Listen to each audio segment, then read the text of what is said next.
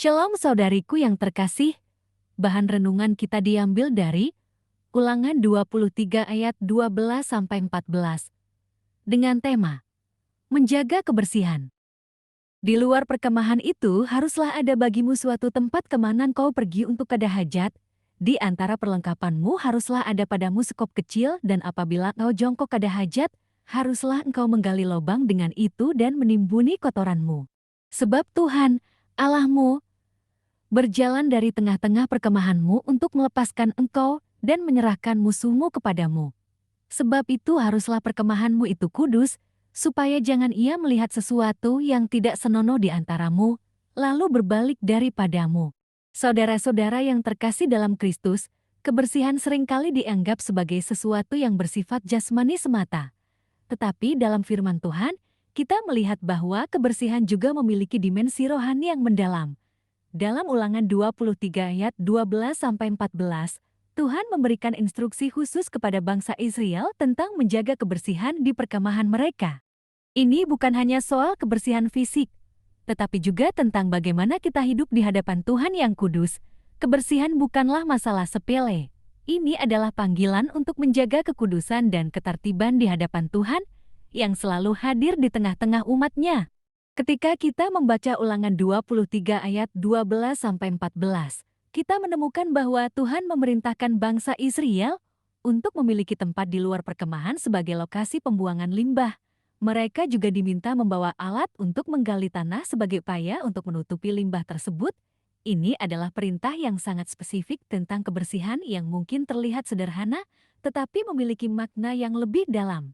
Pertama-tama, kita perlu memahami konteks di mana perintah ini diberikan.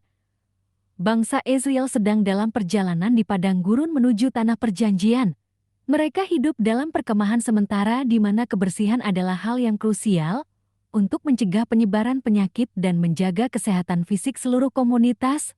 Tuhan, yang sangat peduli terhadap kesejahteraan umat-Nya, memberikan instruksi ini untuk memastikan bahwa mereka hidup dengan cara yang tertib dan bersih.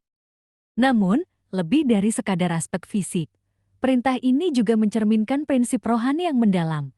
Tuhan berfirman dalam ayat 14, sebab Tuhan Allahmu berjalan dari tengah-tengah perkemahanmu untuk melepaskan engkau dan menyerahkan musuhmu kepadamu. Sebab itu haruslah perkemahanmu itu kudus, supaya jangan ia melihat sesuatu yang tidak senonoh di antaramu, lalu berbalik daripadamu. Di sini bisa kita artikan, kebersihan fisik dihubungkan langsung dengan kekudusan dan kehadiran Tuhan di tengah-tengah umat-Nya. Kebersihan adalah simbol dari kekudusan. Dalam Perjanjian Lama, berbagai ritual dan aturan tentang kebersihan seringkali ditetapkan untuk mengajar umat Tuhan tentang pentingnya hidup suci dan murni di hadapan-Nya. Dalam konteks ini, menjaga kebersihan perkemahan berarti menjaga kekudusan di hadapan Tuhan yang suci. Ketika umat Israel mengikuti perintah ini, mereka tidak hanya menjaga kesehatan fisik mereka, tetapi juga memastikan bahwa Tuhan tetap hadir dan berkenan di tengah-tengah mereka. Bagi kita saat ini, prinsip ini tetap relevan. Tuhan memanggil kita untuk menjaga kebersihan dalam hidup kita, bukan hanya secara fisik tetapi juga secara rohani. Kebersihan rohani berarti kita harus menjauhkan diri dari dosa, membersihkan hati dan pikiran kita, serta hidup dalam kekudusan. Paulus dalam 2 Korintus 7 ayat 1 menasihati, saudara-saudaraku yang kekasih, marilah kita menyucikan diri kita dari segala pencemaran jasmani dan rohani, dan dengan demikian menyempurnakan kekudusan kita dalam takut akan Allah. Dengan demikian, menjaga kebersihan adalah sebuah tindakan ketaatan kepada Tuhan yang menunjukkan penghormatan kita kepadanya, seperti bangsa Israel yang menjaga kebersihan perkemahan mereka, untuk memastikan Tuhan tetap hadir di tengah-tengah mereka.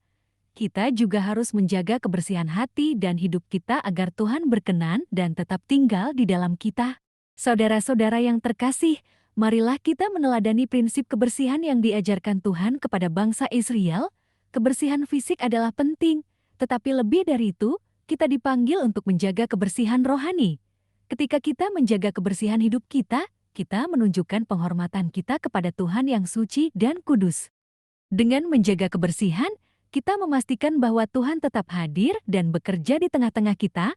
Marilah kita terus hidup dalam kekudusan, menjauhi dosa, dan menjaga kehidupan kita agar selalu berkenan di hadapan Tuhan. Tuhan memberkati kita semua. Amin.